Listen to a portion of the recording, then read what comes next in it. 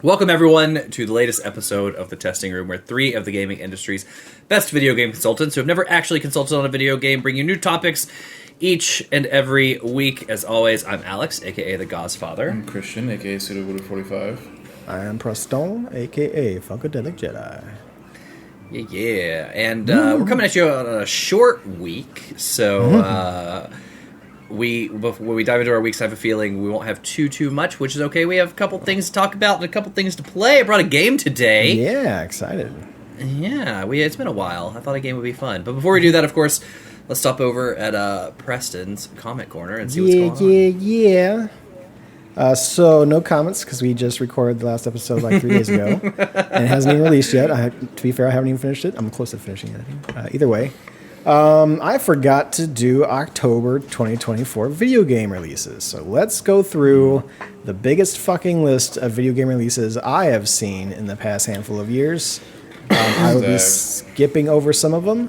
If you think I might miss a game that you think comes out, let me know. Otherwise, we will just go through this. If you want to chirp in as quickly as possible, because I am going through them. All right. Master Detective Archives Rain Code Plus. That is coming out.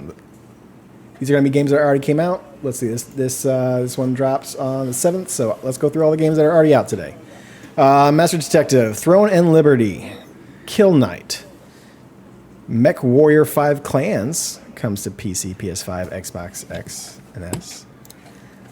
Refined Self, the personality test game, Victory Heat Rally, Scoutfold Into the Fray, SpongeBob SquarePants, the Patrick Star game, is coming out on all consoles and PC.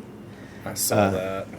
Yep. Then we got Sword Art Online. Yes, that is still an ongoing franchise. Fractured Daydream is PC, PS5, Xbox Series S and X. Until Dawn, the remaster, has come out. I actually was watching somebody play through that a little bit today. It looks really good.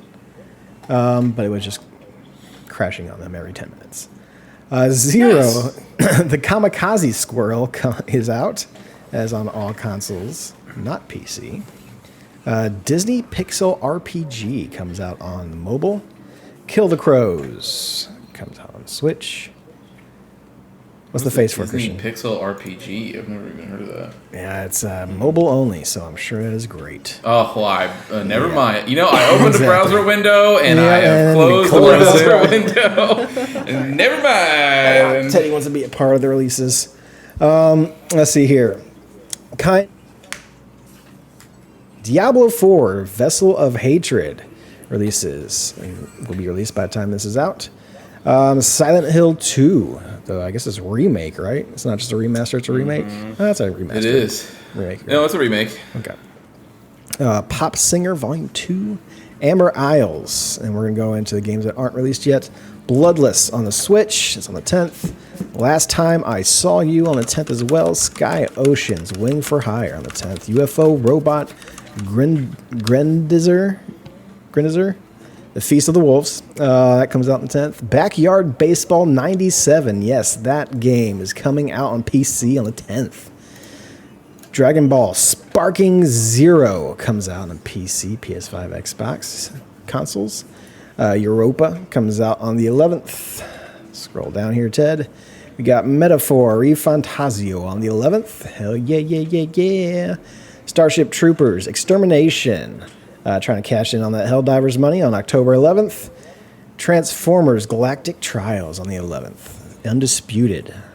Wingspan on the 11th. Darksiders 2 Definitive Edition comes out on the 15th. Didn't that come out everywhere already? It may have come out on PC. No, this is console version, at least. No, Darksiders 1 has the Definitive Edition, but Darksiders 2, they're doing the Death in it. Yeah, but you own that. I know you bought that already on like a PC? PS4. Do I have that edition of it? The Definitive this is Edition? Maybe just the next console version, because it says PS5 and Xbox Series consoles. Oh, maybe they're bringing it to... Okay. That's what they do. They cash in on that blood money. From stone, dude. I mean, Jesus. Get those SKUs out, bro. All right. Drova, Forsaken Kin. Not Foreskin, like I was about to say, on the 15th. Just Dance 2025 comes out on the 15th. Neva from the makers of Gris comes out on the 15th. I'm stoked for it. New World Eternum comes out on the 15th. Squirrel with a Gun comes out on PS5 and Xbox consoles. 8-Bit Adventures 2 on the 16th. Age of Empires Mobile on the 17th. A Quiet Place: The Road Ahead on the 17th. Blazing Strike, same. Eternites on the Switch, the same. Professional Baseball Spirits 2024 to 2025 on the 17th.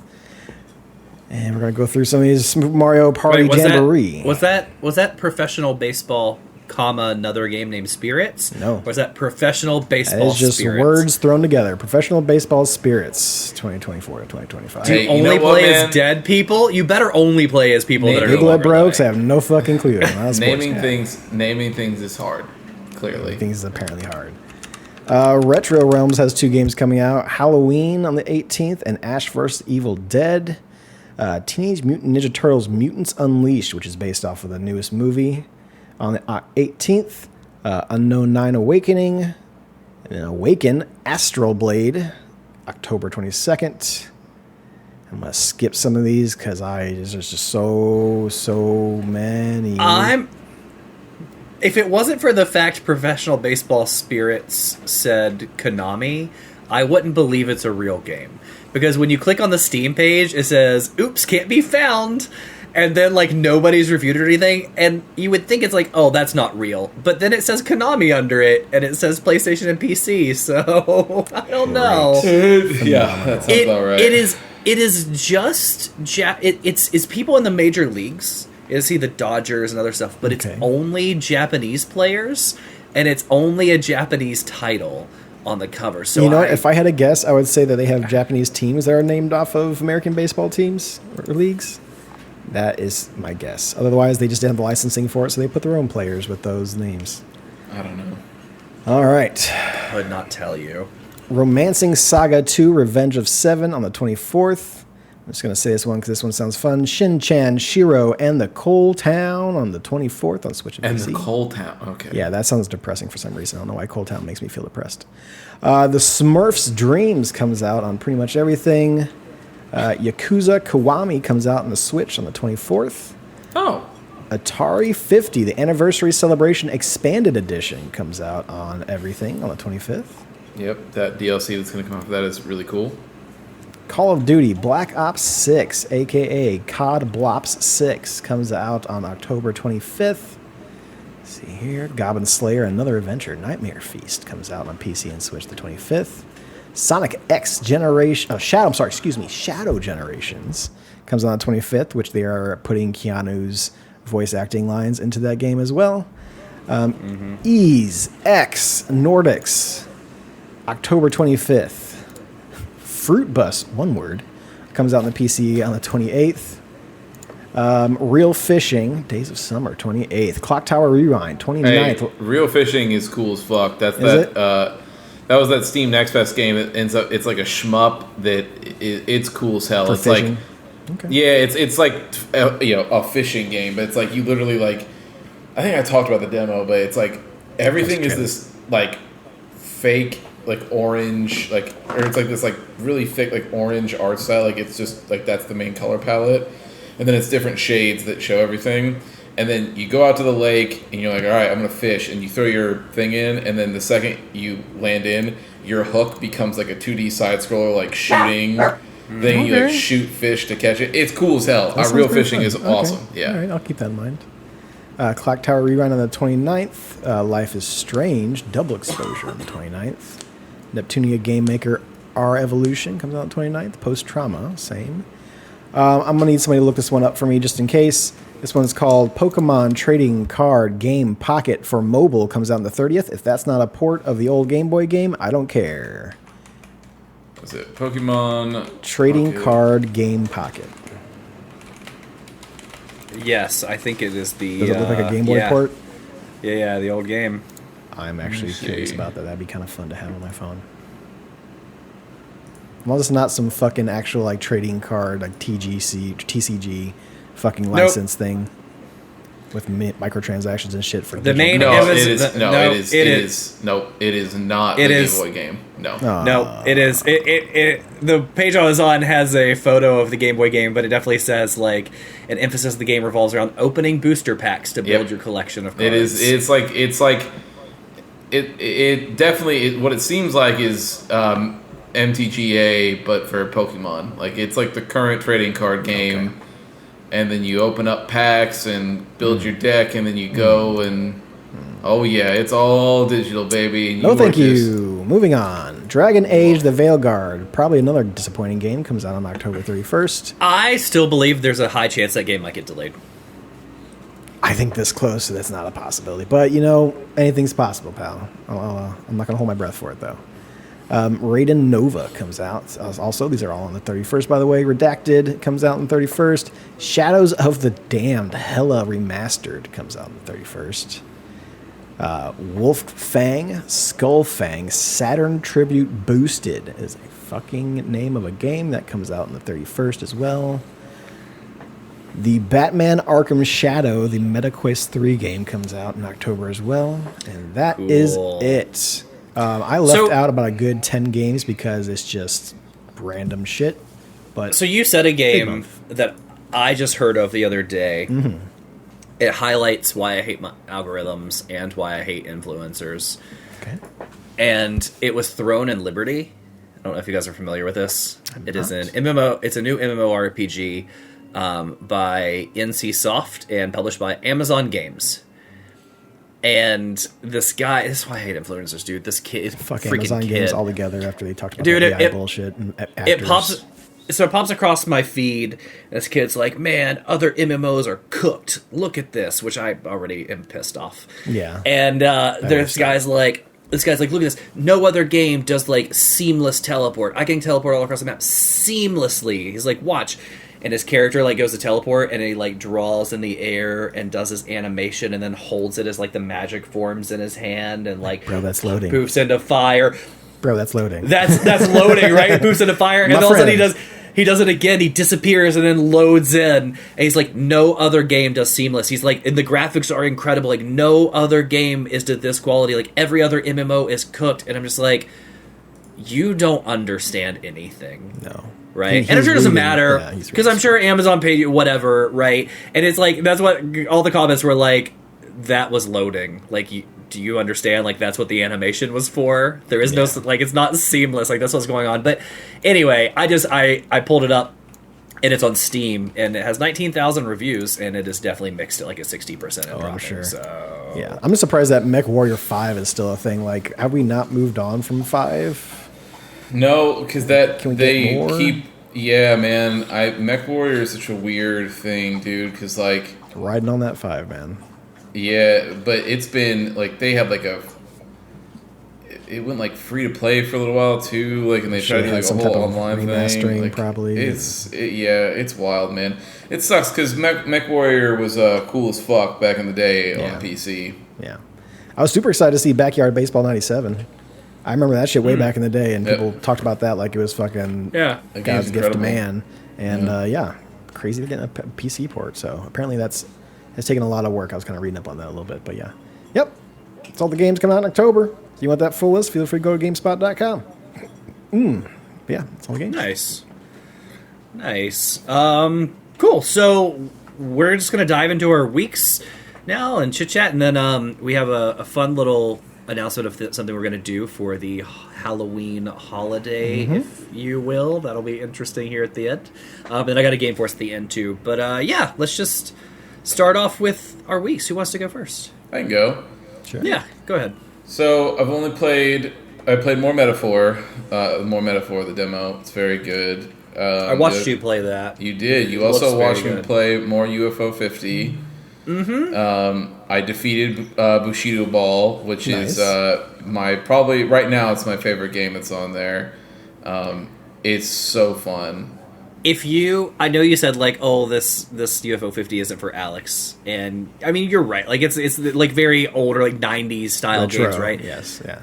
But and honestly, there's some stuff I would play, but there wouldn't be enough in there to like probably keep me invested.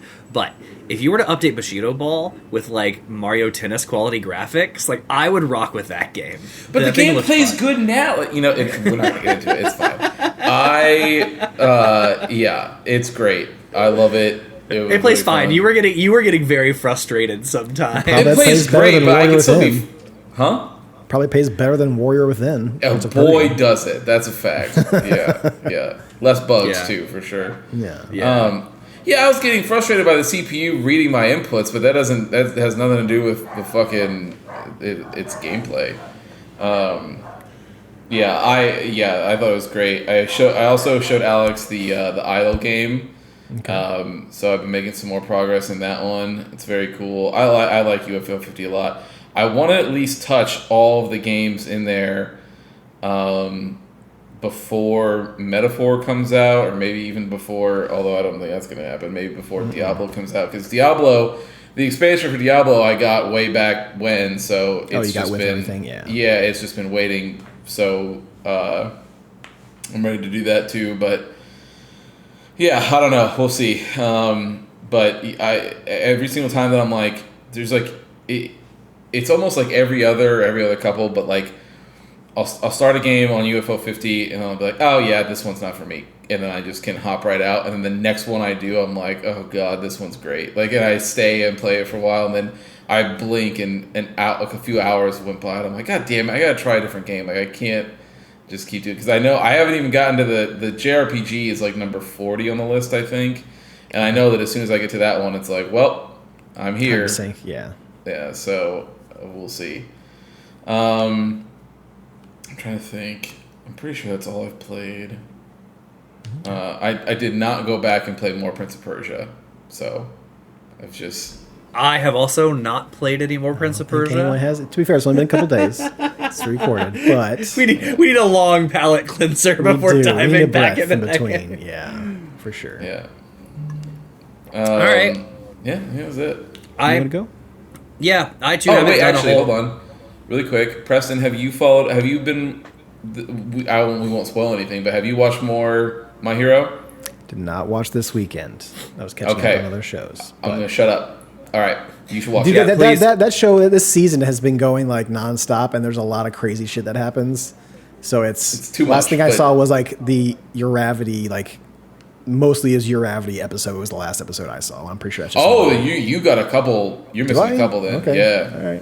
All right. Yeah. No spoilies, because Alex today just hit Series 5 on JoJo and met Jolene. That's a good. No, that's part 6. So are you watching on Netflix now? Well, on Netflix it says season 5. So I don't know what. Yeah, it's part. Yeah, it's part 6. Okay. Oh, that's fine. Yeah. So you finished Golden Requiem then? You finished Giorno's whole arc? Yeah, earlier today. Yeah, where he becomes, where it was good, where he becomes like the mafia boss there at the end. Dude, okay, so hold on. So there was a lot. I feel like there's a lot more death in that season too. Dude, so that one's still my favorite. That one is my favorite part. I think it's all the characters are incredible. So I can't believe you didn't say it. So and spoilers for JoJo, I guess if you haven't watched, you can click off for just a second. What did you think about? Wait, you haven't seen this part yet, have you, Preston? I'm all the way up to Jolie. Yeah, that last season. Okay, you've seen Jolie. Yeah. So Giorno being related to Dio is something that you probably didn't expect. No, right. I did. So it was interesting, right? Because like they did. Clearly, you've been following JoJo's bloodline. Yeah. And you beat Dio, you do all this stuff in the season before, whatever, and then they introduce new characters, and all of a sudden they're focusing a lot of, like, Dio, and they have Diavolo? However they... Yeah, Diavolo, right? And, like, you start meeting people that they're focusing more on Dio's bloodline, you're like, this is an interesting... But remember... And everybody is... Being in the mafia, they're not bad people, but like they're the mafia. It was just an interesting turn. But remember too, it still connects because Dio earlier in part 2, well, technically the end of part 1, but when they were when Joseph originally was on that boat, and he takes like it burns. cuts to and Dio is like sinking that boat and everything, but he's holding Dio's like disembodied head, but he cuts Joseph's head off. Yeah. After Joseph died, like because he brings him down to the middle of the ocean, and Dio puts his head on Joseph's body. So it's still technically the Jotaro or that bloodline. I was like, all right, fair enough. But it was well done. It was an interesting turn. And they did some cool stuff. So like, oh shit, I had his name and it literally just lost me. The guy from the season before with the tall silver hair. I forget, but yes, Polnareff, right? Yeah. So like, there's stuff like they brought Polnareff back and stuff. So they did the great tie-ins and stuff, throwing it back. But yeah, there's a lot of death in this season, and they had the villains are brutal. Some of their stands, like this to me is the perfect season for stands and shit too, because you're like, it's even more so like you have this niche power. But you have found a way to become a supervillain with it if you create the perfect scenario for yourself to where you could kill thousands, like, if given the right opportunity. It was nuts. Yeah. I really liked, it was a reach of an episode when there towards the end, they find the arrow and then, like, Polnareff's stand essentially goes off on its own and makes people's, like, switching their brains with, like, other bodies and stuff. It was a reach of an episode. It was really good, though. I like the way they pulled it off and the way it went. King Crimson, they're basically... So that stand is insane to me, because if you think about it, it's essentially just packet loss. That's the stand. Like, it is literally, like, in a networking terms, it's just packet loss. But when you put it in real life, that is bad news. Like... Like, oh, we've lost X amount of time. What just happened? He's just, like, moving around, skipping time, and screwing people up. Like, that one was good. I like that season a lot. So I just hit the second episode today with the next series of Jolene. I was telling Allie walks in that show, just ridiculous stuff is happening, because there's always ridiculous stuff happening, right? So I told you about, like, the lick, that we were laughing about that one. But this season had the one stand where, like, the guy, essentially the two people in, like, the boss's body that was King Crimson or whatever, but, like, the one guy that just would get phone calls all the time, and it was literally somebody going... Yeah. It's just like, come on, guys. So ridiculous. I think... Go ahead.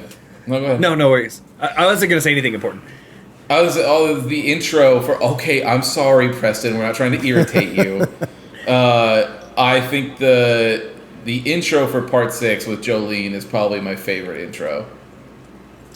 The intro was good. I didn't know... So, the season before, the one I just watched, had the Casey and JoJo outro. Yes, that was really one that Preston and I were trying to tell you. God, it's so good. I was saying, the last one I didn't know. Like, I think the last one was an original, right, for the show. So I don't know. It might have been. But it was like a Japanese song, I think, so that one didn't hit as much. The Casey and JoJo was good. My favorite one will also be the Yes song. That will always be my favorite. So Part 5 has my favorite outro with the Casey and JoJo one, because they're all just, like, standing there flexing and, like, JoJo posing while that song is playing. It's so perfect. But Jolene's intro is my favorite intro, because it's just so... It's very on brand for Jolene's character. Like, everything about that intro screams Jolene's character. So, with this season, am I caught up then? You're it. This is it. Part 6 is the last one they're going to do. No one knows if Araki plans on getting other contracts to go forward with the other parts, because there are other parts of JoJo, but originally with Viz Media, when Araki signed the deal, it was just to do the first 6 parts of JoJo. Okay. So then, I was going to say no spoilers on My Hero, because I'm just going to go straight from this and catch up on My Hero too. There you go. Along with that, I've been watching that while I've been playing my second playthrough, my New Game Plus playthrough of Black Myth Wukong. I am 3/4 away through Chapter 5 out of 6. On New Game Plus, it becomes very easy. And I am just... I have died twice in this game. Once on purpose, and once, like, legitimately died. And in my first playthrough, I don't know, 100, 150, like a lot of deaths. So it's a very different experience. I was telling Christian, like, Monkey God. Yeah, and Christian watched me in the first playthrough of, like, there's this one guy you have to beat that's in, like, a little safe area, but he's this sweet-looking, like, wolf man with a huge sword, and he was just so tough.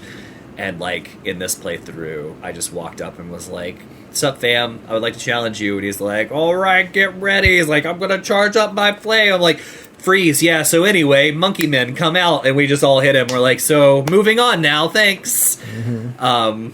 But yeah, that's good. I downloaded Metaphor and said I was going to play it before we recorded next, but that was before we decided to record today. So I will have more. I will have to play. Yeah, I watched some Christians. I was like, I really want to play this. So I'm ready to play that. It's a really, really good game. I'm excited to dive into that. I didn't get to play any more of it, but have you guys seen that they had a reset battle button while you're in the fight? So while you're doing the turn-based thing, like if you just feel like you fucked up or don't have like, hey, I messed this up, like you press a button, it just restarts that battle. No loading a save or anything like that. It just straight up resets. I'm like, my God, how crazy is that? And then I heard that your main character, depending on what class you are, does different things for when you kill the enemies in the overworld. So in this game, if an enemy is like 3 levels below you, it'll look like a different color as far as when you hit like the fairy vision. And with those enemies, you just hit them and they die, right? Or you hit them a couple times and they die. You don't have to go into the turn-based for that.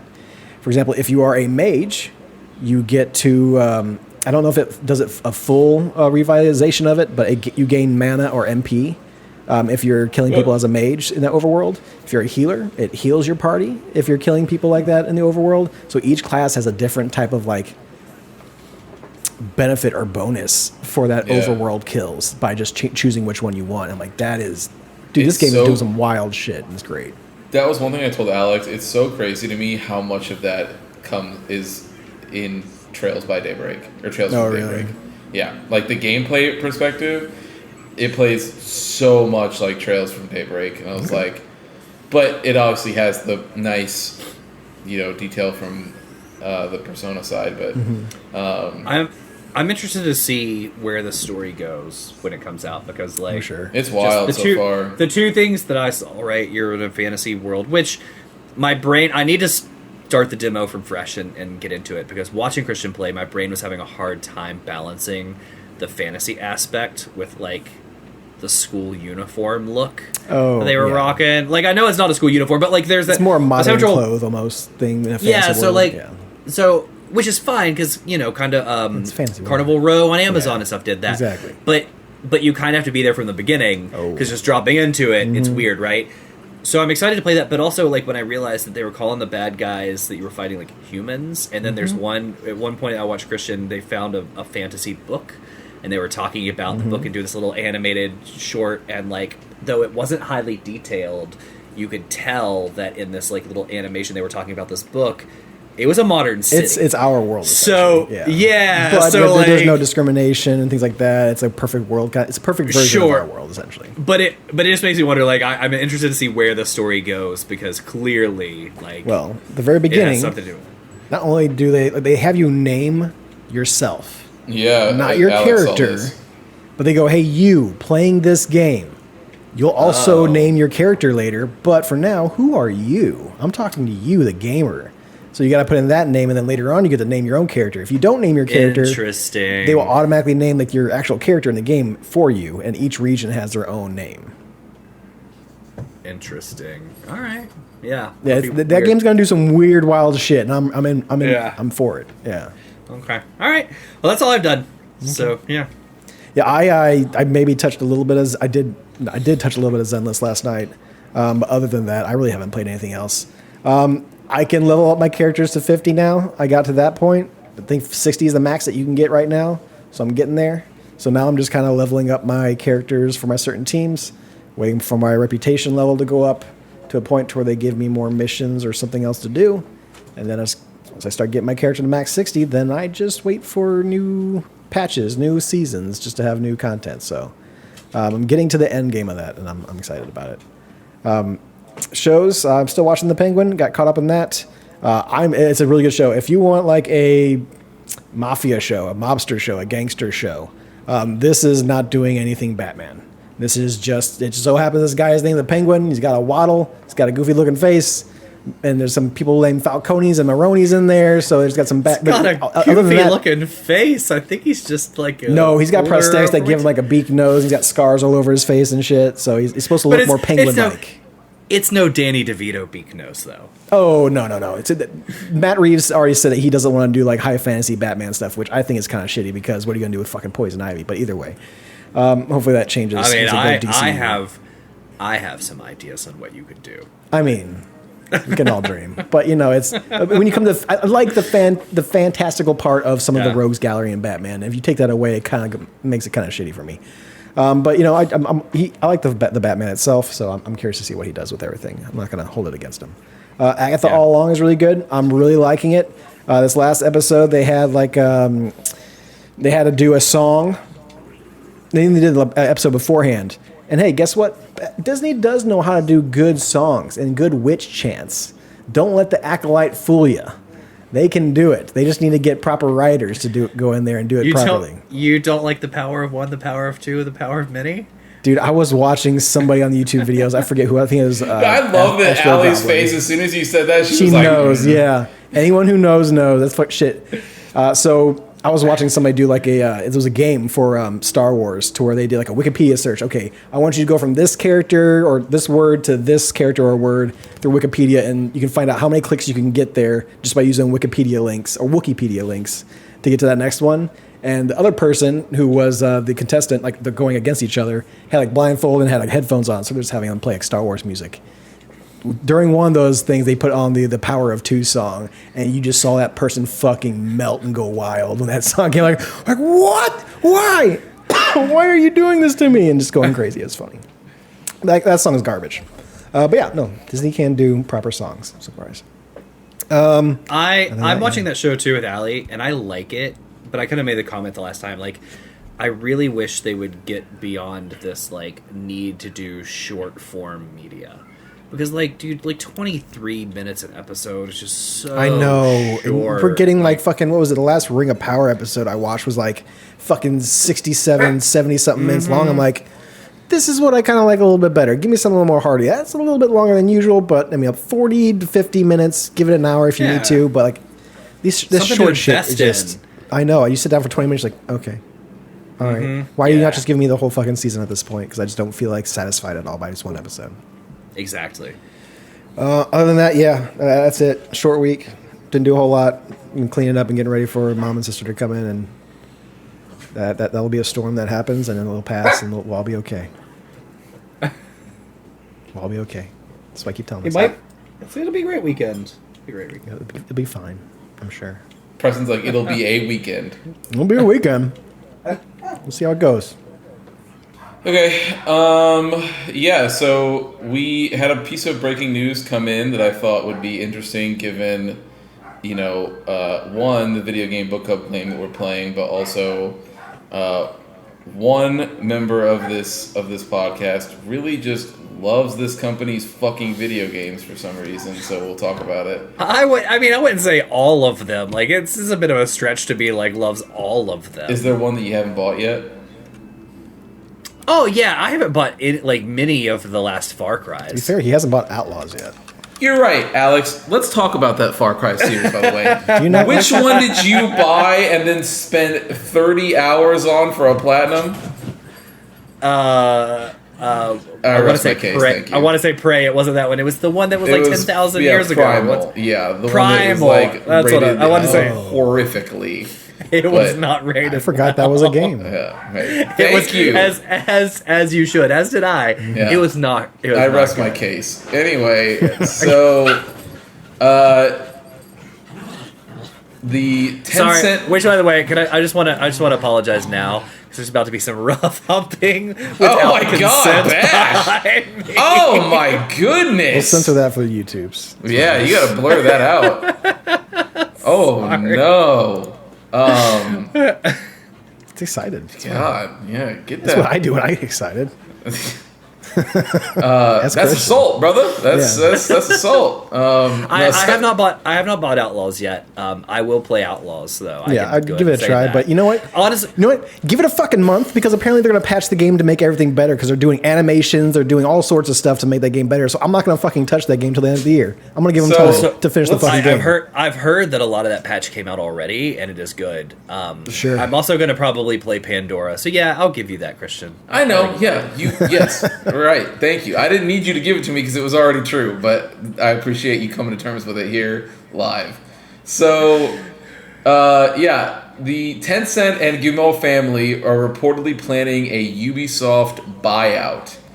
So, stakeholders are considering taking the publisher private following major declines in share price. So, we'll get into it in just once about what. Well, so just to be clear too, this is, I don't want to say hot off the heels because this was years ago, but this is on the back end of the Guillemot's pleading people to buy games so they wouldn't. So the Tencent wouldn't get a hot. Well, at that time, I think it was ZeniMax who tried to do it. Yeah, but one of them was trying to do. Some company tried to do a hostile takeover. It was not Tencent at the time. It came out.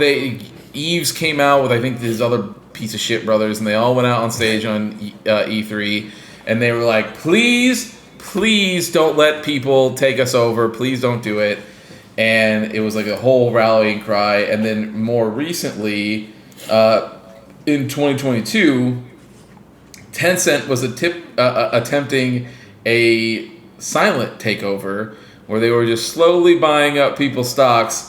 And they are currently at a 9.2% voting rights on the company, with the Guillemot brothers holding just over 20%. So you really just need to get one of them. You need to buy out one of them, and not their stock, but like get one of them on your side. Well, it seems like they're. What the best part is that it seems like these two giants are working together to get this buyout, or to get this private to happen. So is it possible it's market manipulation too? Because shares jumped 30% today based off that news. Well, so here's the thing: is that check this out. So because of Star they Wars. dropped first. So sources, close to the matter, told Bloomberg, who originally reported on the story, that, and we're reading this story is coming from GameIndustry.biz, but. There was, the two companies have allegedly spoken to advisors about the potential routes forward, and although all these considerations are at an early stage with no guarantee to the buyout, it looks like they are leaning towards becoming a private acquisition, or having a private acquisition happen. And so the news follows with a call from a minority shareholder in Ubisoft, AJ Investments, and they were calling to Ubisoft directly to go private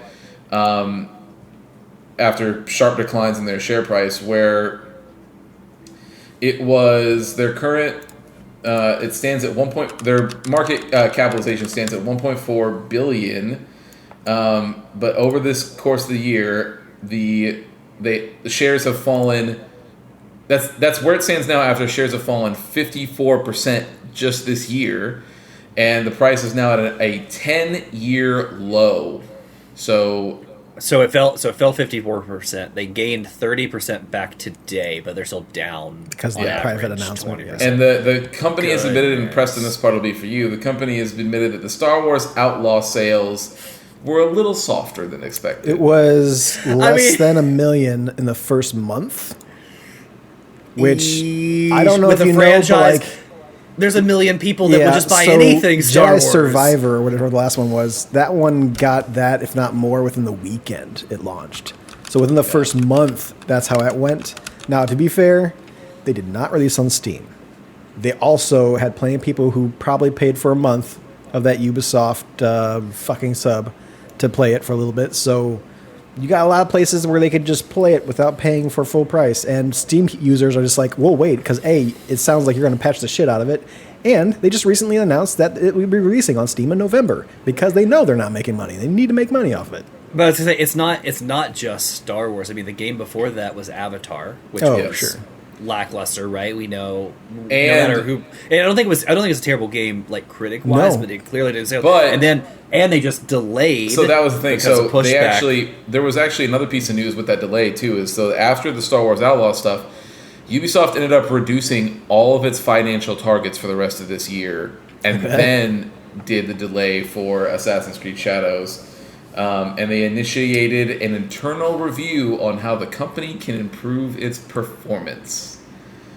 Now, there's some opinions here, like in this article, where they mentioned that one of the people that works at GameIndustry.biz, says that he doesn't believe that bringing in a bunch of fresh-faced NBA wielders to slash and burn Ubisoft is going to fix anything, but you also make it worse. But he goes on to say, but also you got to do something because it's kind of hard to imagine this company doing anything without a massive leadership change. And look, I guess the real topic with this news is just two things. One, what do we think is actually going to happen to Ubisoft going forward? And then two, in your sort of is what would you like to see happen? So I'll kick it off. So what I think is going to happen is more than likely, as most of these stories go, Ubisoft probably will go private. That wouldn't be that shocking to me. And when it does, look, in my own professional life, I've been part of private equity stuff before. It sucks. It's the worst thing, and it usually means the death of most of that business. And in certain cases, you can see them where they will continue to, as long as that business is making a profit for them, they will usually continue to keep it as part of its portfolio as it continues to generate profit. But internally, it is going to be one of the worst places to work and stifle new ideas and creativity just across the board. That's not what they're there for. They're there to make their shareholders money, or their owners money, I should say, and that's it. I've watched at a company I worked at before. I got hired on with about 250 salespeople that got hired on. I'm not in sales, but that was just who was in the hiring group. But they got brought on, and they were just supposed to handle like some giant new market. And within 8 months, all 250 of them were laid off because those people decided they didn't want to be in that market anymore because it wasn't making them any money, and they cut and burned it. And that's what will happen here. If it was me and I was a developer or any other kind of employee at Ubisoft, I would currently be looking for a new job. Yeah. I was going to say, this whole article and everything happening is telling you there's going to be layoffs without telling you there's going to be layoffs. As soon as Shadow drops and then they finish that launch, there will be a very large layoff from Ubisoft. Yeah. I guarantee it. And I think that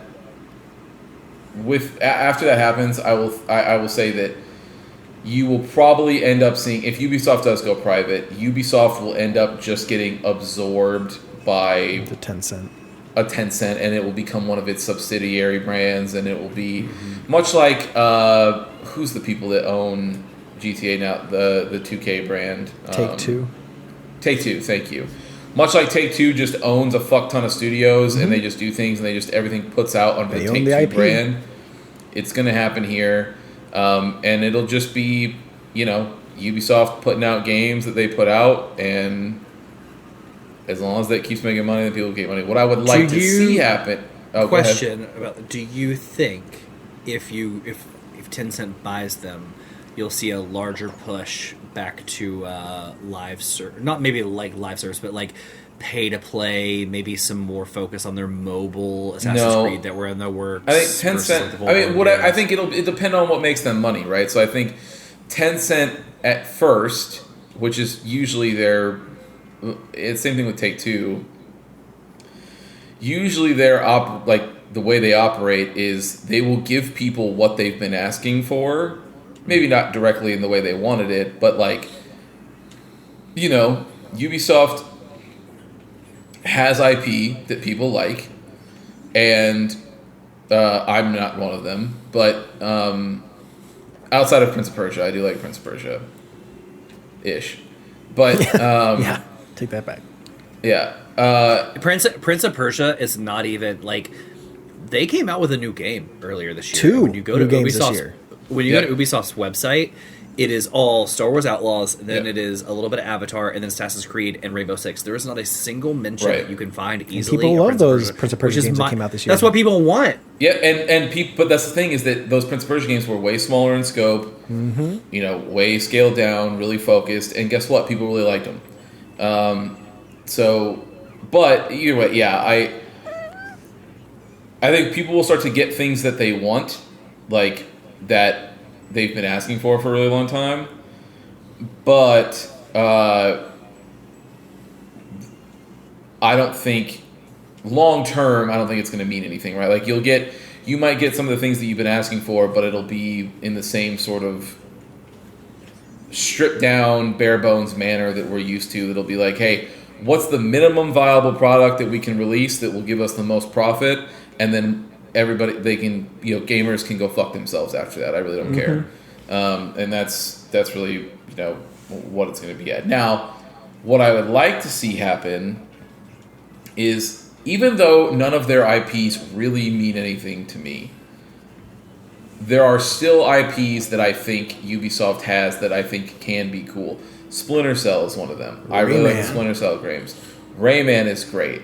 I already mentioned Prince of Persia. So there are properties that I think, and in general, I think that those properties that Ubisoft owns make Ubisoft an important part of the games industry as far as like history is concerned. I think that the only real way that you could fix Ubisoft is by wiping out all of its current leadership and then bringing in new people. And I know this person was like, you know, oh, I don't think a bunch of fresh faces could help, but like, I don't know, man. It certainly, even if it gets worse than what's, you know, it's already circling the drain. It's not like fucking Eves is going to pull it out of the thing here. So, I mean, to be fair, what that comment was a bunch of like MBA, essentially like number crunchers. Yes, right? Like, which is true. I agree. So, but with some VCs and stuff, I get like that's not what you want, but or private equity, that's not what you want. But if you brought in new faces of people within the industry, then maybe that is the way you need to. You need you need to have new people come top to bottom from leadership, and you know, try to right the ship more or less, because Ubisoft in its current state can't exist the way that it does. It's the same problem that EA faces, which is nobody gives a fuck about your own store. I don't want it. Nobody wants Origin. Nobody wants this Uplay bullshit. Nobody wants it. Stop doing it.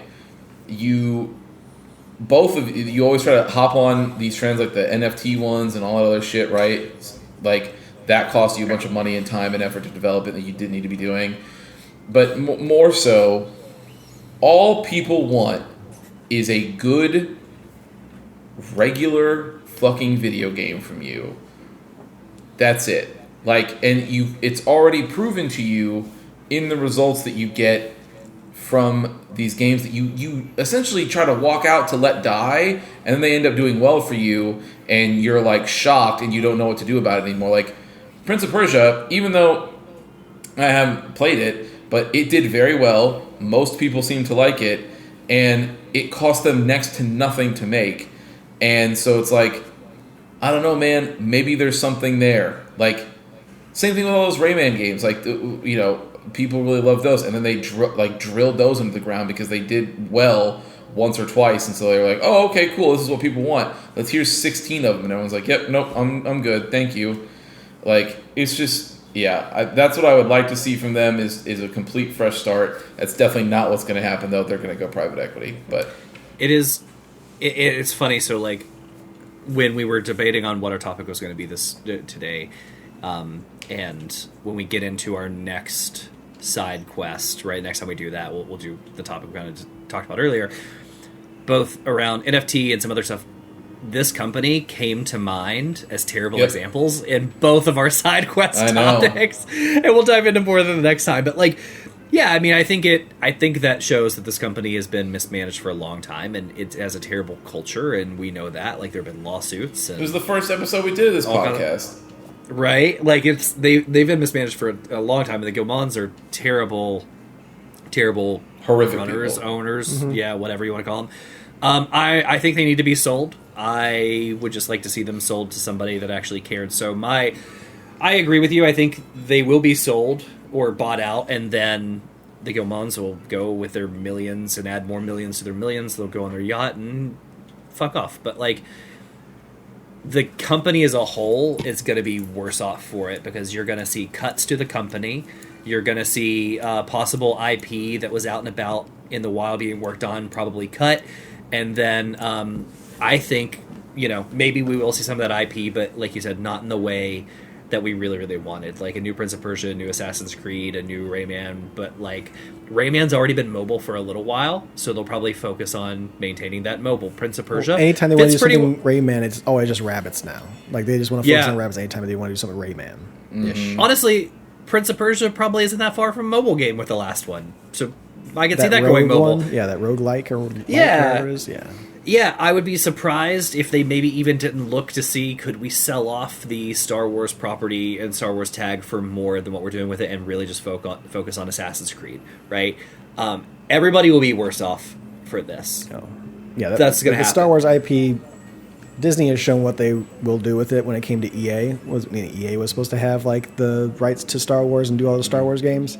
When they started not doing well with those, and not disrespecting the IP, but like not giving it the level of quality that Disney expected out of it. Ubisoft's not making another Star Wars game. 100%. No. They're not going to let them do that again. What I would like to see, honestly, and this is a terrible thing to say, I would almost like to see everything sold off for parts.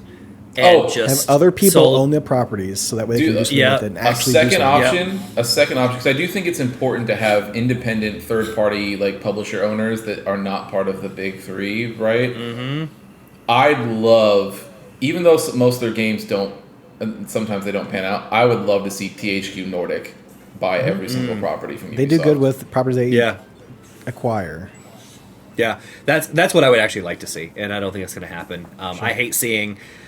It's a weird thing to say, but I hate seeing Tencent just buying up more games. I mean, when you look at Tencent, when you look at NetEase, when you look at a couple of those other big Chinese companies, like, we know how they're run, and they stifle innovation and stifle ideas, and they just, like you said, crank out. What can we crank out for as little money as possible? And like, that's not good. Again, that kind of leads into the next time we do a side quest, our topic, but. Yeah, it sucks. Hey, but I'm okay with the news. Like, I'm okay with the sale. I'm okay with the Guillemons stepping down. I'm okay with that. I just wish it wasn't to this company and it was sold off for parts to other people that cared. Yeah. I mean, it's 10 cents not great, and of course they will go private. Hopefully 10 cent doesn't just buy them all outright, but also I don't care about the Ubis in general. So I think Alex kind of had the best possible scenario there, to where it's like, okay, let Tencent get the money and just have them sell off all their IPs, so that way Ubisoft is not a thing anymore. As sad as it is, but give it to someone like Christian said, in THQ Nordic, or have some of the other great companies out there who are doing all these remasters or remakes, like the System Shock and things of that nature. Like, I hear fucking Silent Hill 2 is actually pretty fucking decent, which is a surprise to me. But like, have those things, just give it to someone else who is willing to put the love and the time into it, dude, to give those properties the actual proper quality and love they deserve. Preston, could you imagine if this is like total plans? I don't have it, but could you imagine if some of Ubisoft's title got developed by Capcom instead? Dude, I think about that every time Konami has something with them. Like, why doesn't Capcom own all that shit? It's like, you know how much cool shit we would get if like Capcom owned all the IP that Konami has? We just end that here. Do you know how much cool shit we could get if Capcom owned, period? Like, and stop sentence, yeah, for sure. But there's other good game companies out there. Like, imagine a Capcom Star Wars game. I I mean, like, just look at the guys who did Night Dive Studios. Think if that they were able to have their hands on some of those IPs out there. Yeah. It's just they would do great work with that. It's just it's being held down by people who like, this is ours. We want to make money with it. I'm like, yeah, but you're not doing good with it, so you're not making the money you could make off of it if you just let somebody else make things with that IP.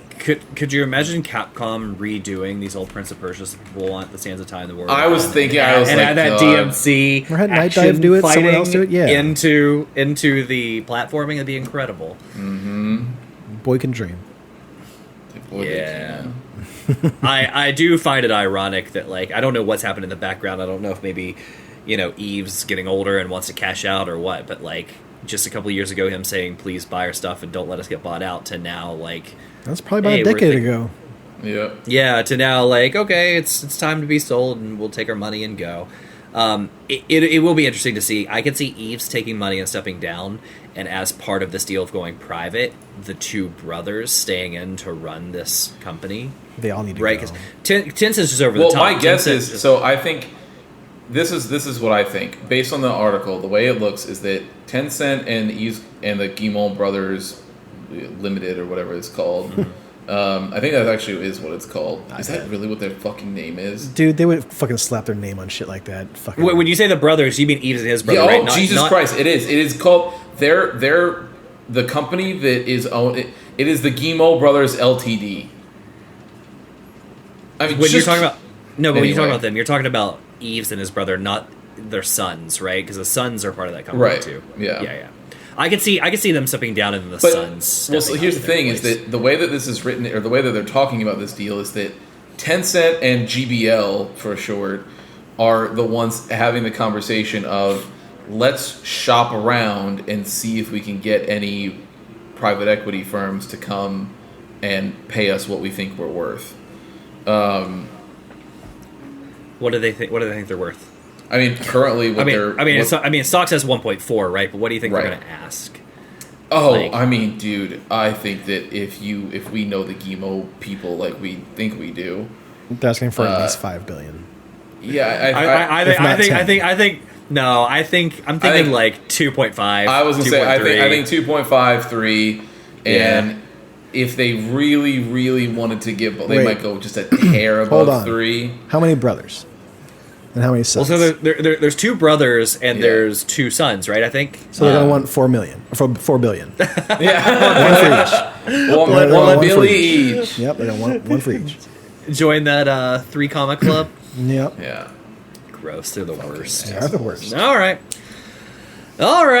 Well, goodness. Anyway, that's that. Before we head out of here and decide what we're going to do for this Halloween book club, I did bring a game, which is I just wanted to go back and do.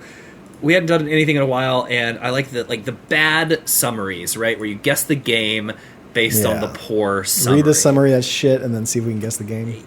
Yeah, and like I can look up if we need to, like maybe some hints or something to help you out. But like we'll start with I say this is an easy one. This may not be an easy one, but it made me giggle. This is a Nintendo game. Maybe is it a Nintendo IP game or just a game that came out on Nintendo? A game that came out on Nintendo, maybe Super Nintendo, but I think just Nintendo. And so I wanted to put you in the headspace of like the year, right? Like we're generation. We're back there. A kid gets a part-time job, and the entire neighborhood tries to kill him for it. Is it Paperboy? It is Paperboy. See, so we're starting off a little easy here. We'll get harder. That one just made me giggle.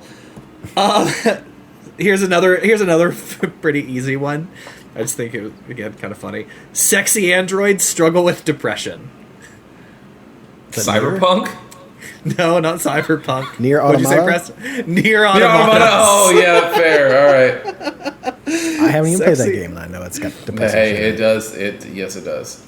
All right. After suffering trauma, a man skips therapy and instead gets attached to a young girl and goes across the country with her, meeting really unfriendly people. Oh, Last of Us.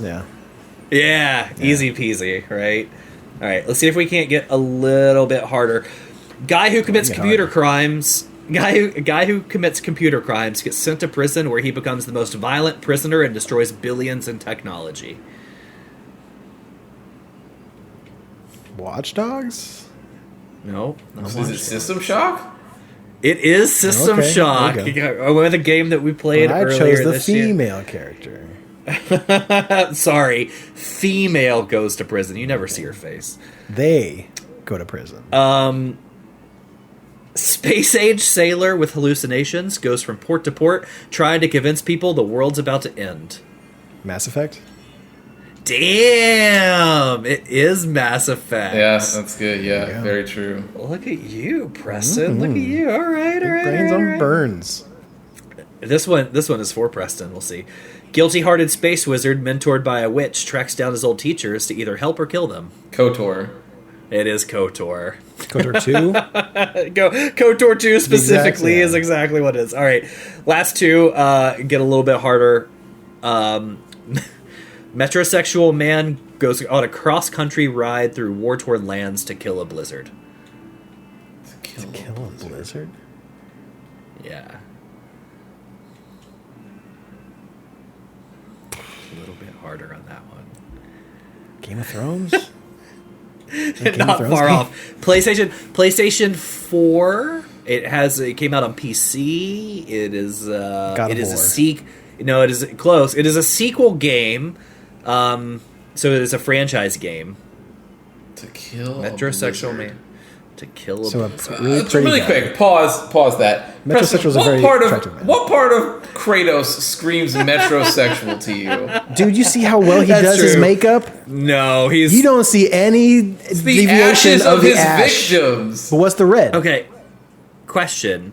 You gotta keep that up. This is my ignorance. Is that makeup and not tattoos? No, so the white is the ashes of his family, and I'm assuming the red is the blood of his enemies. But it's done very. I think the red is tattoos. Lines. I think the red is tattoos. Okay, yeah.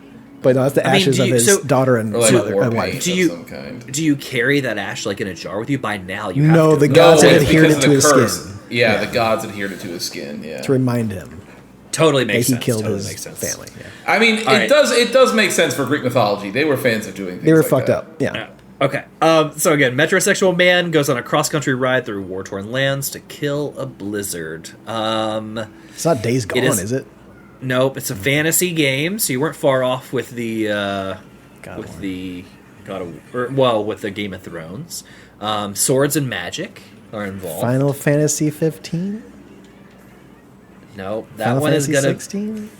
That one's gonna be The Witcher 3. Okay, Blizzard. I don't know that he kills the wild hunt. Yeah, that's a little stretch. Yeah. I said it gets harder. Metrosexual? I said it gets harder. I also don't think Geralt's a metrosexual, but that's he just looks good. Let me This is a good looking man. You're a good looking man. I see him in a tub.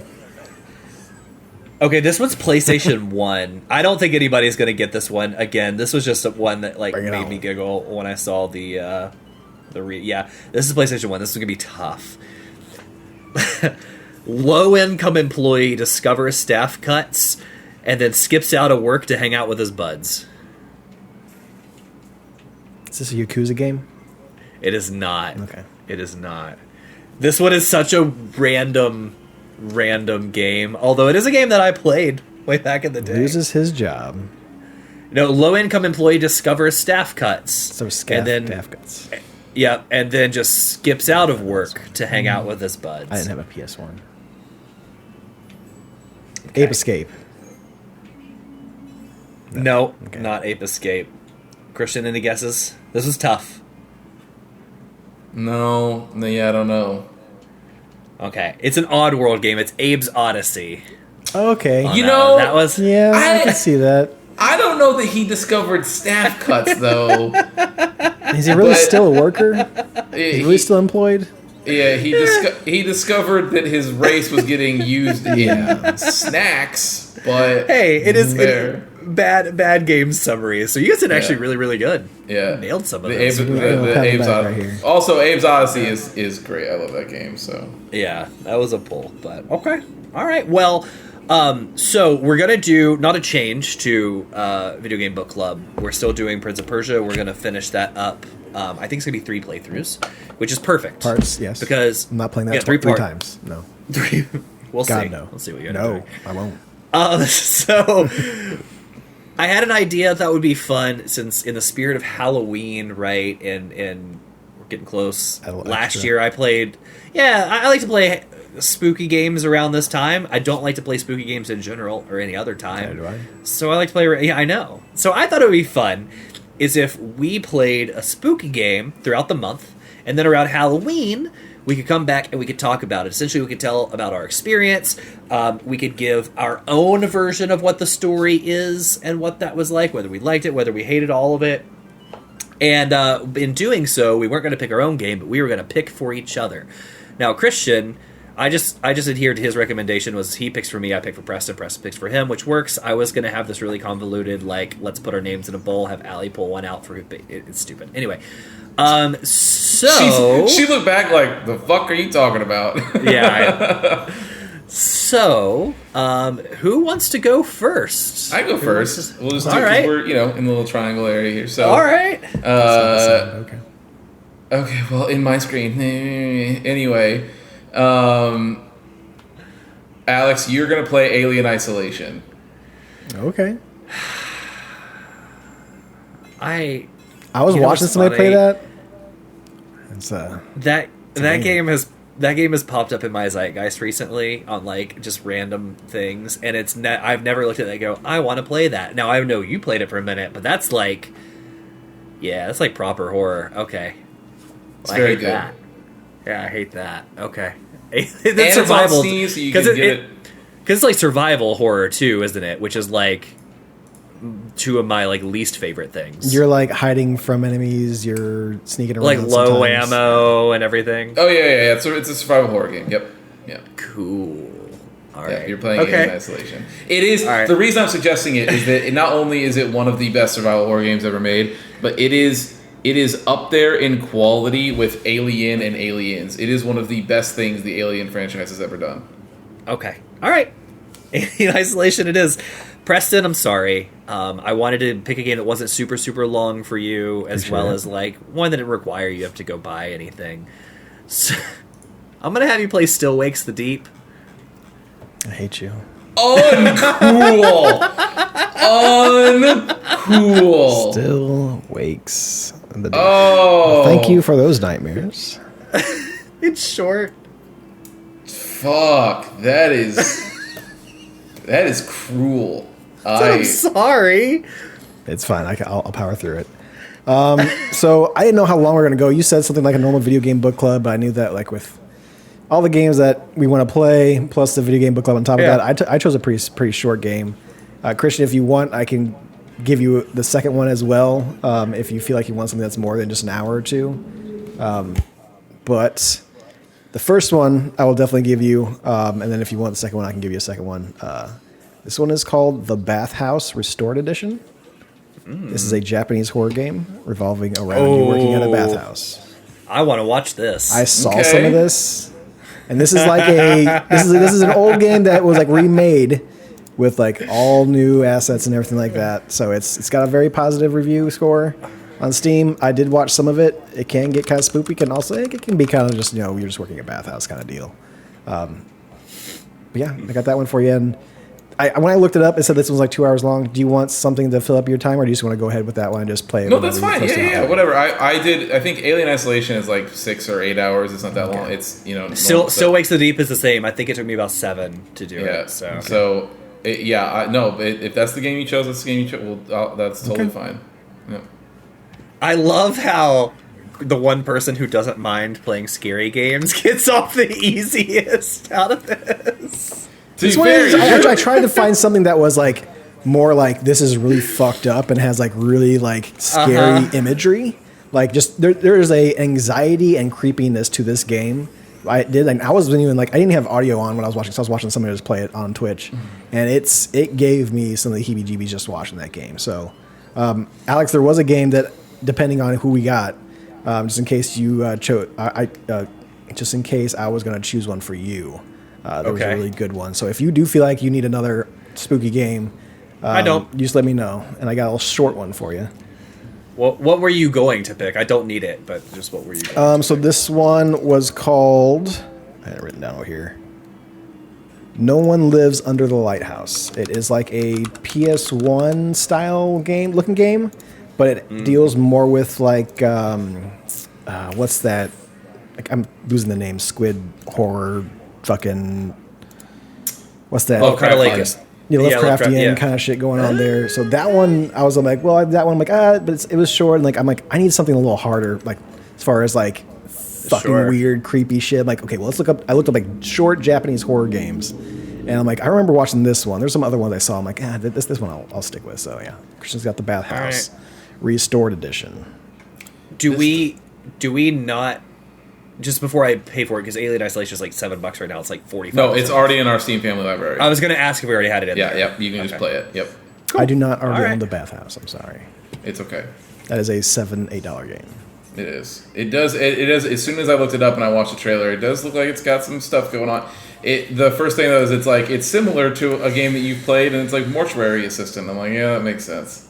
Yeah, that tracks. Yeah, it looks. But yeah, apparently this this publisher / developer is very well known for all their fucking weird horror creepy shit. So if you like this, apparently there's like a fucking $100 $80 bundle for like all their packs. I did see that. So I travel this week for work, but I want to be home to watch this game with you because Allie also like has those sort of games pop up on her feed all the time, and she gets a kick out of them, so she'll want to watch it too. Yeah. I'll wait. That's fine. Okay. All right. I'm downloading Alien Isolation now. Not excited about it. I will probably only play on Saturday and Sunday mornings when the light is out. I'm playing during the day. It's a direct sequel to, I believe it's Alien, or is it Aliens? I can't remember which one it is. It's a direct sequel, though. You are playing as Ripley's daughter. You discover the black box from the... Where does this fall, then, with Romulus? No, the Romulus is between 1 and 2. Okay, so where does it fall with Romulus? After? Well, no, it's just separate. Romulus happens is happening between 1 and 2, but it's in a different, like, it's not, like... Different place, okay. Well, it's not different place, but it's different people. Like, I don't even think Ripley is ever mentioned in... I mean, like, different place, like, it's not on the same ship. She was on the station at one point, like, just left before they got there. There's behind the scenes and, like, people picking at it. It's very loosely, yes, she is in that universe. But okay. Let me look up. Hold on. Well, then, just for fun, I will watch the film before. I'll figure out which one it is, 1 or 2, and I will watch it. I'll tell you just 1 second. I mean, it's not going to follow the story, like, bookend it into anything. Like, you can watch the movie and play that. Good thing for you, Preston, is that Still Wakes the Deep doesn't tie to anything. So I didn't think it would. There it is. Yeah, it's 15. It's 15 years after the events of the original Alien film. Amanda Ripley, who is Ripley's daughter, obviously, finds the flight recorder of the Nostromo, and hijinks ensue. Yeah, hijinks, I think, is the wrong word. I think hijinks implies like I think there's everyone's times where it having can some be fun. hijinks. Okay. All right. Well, thanks for hanging out with us, everyone. Yeah, that is our weeks, and thank you for the topic, Christian. As we came in today, I'm really looking forward to this video game book club. I think it'll be a nice palate cleanser when we finish Prince of Persia, because sure we're all gonna. So everyone knows how it goes. This week we will not have a video game book club. We're all very busy, so we kind of did this one a little early. We will continue on with Prince of Persia: Warrior Within the week after. And then we will talk about our Halloween games closer to Halloween. So whenever we put that episode out closer to Halloween, that's when we'll talk about these games. All right. Well, again, thanks for hanging out, everybody. And with that, Preston, you know what to do. Hit it. Thank you for listening to another episode of The Testing Room. To catch up on past episodes or check out the newest ones when they drop, follow us on Apple Podcasts, Spotify, or wherever you get your favorite podcasts. If watching is more your thing, check out youtube.com/thetestingroom or Twitch TV/testingroompod. To leave comments and ask questions, follow us on Instagram @testingroompod and email us at testingroompod@gmail.com. See you next time.